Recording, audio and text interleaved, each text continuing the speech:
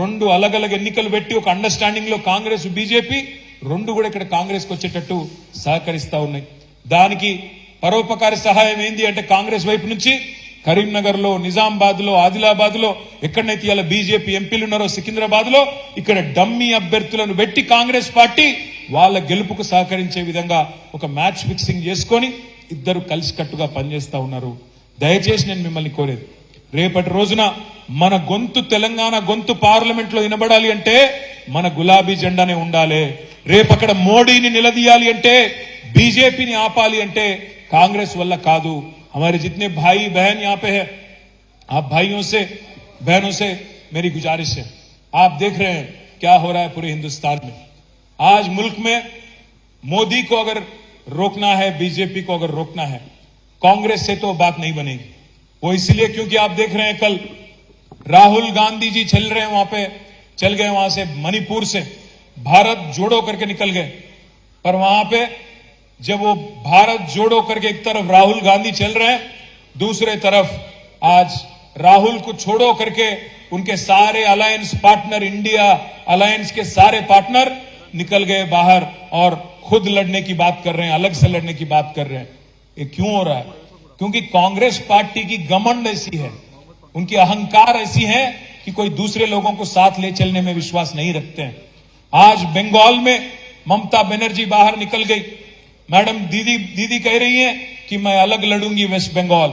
और आज केरल में सीपीएम पार्टी निकल गई इंडिया अलायंस से, वो भी अलग लड़ने की बात कर रहे हैं.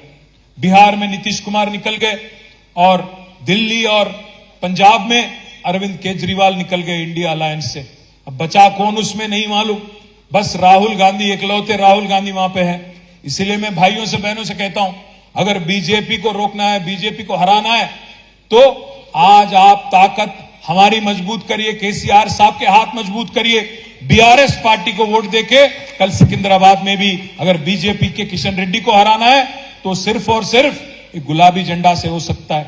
एक और बात भी मैं कहना चाहता हूं, आज कुछ लोग ये अफवाहें फैला रहे हैं कि बीआरएस और बीजेपी एकजुट है, एक साथ है.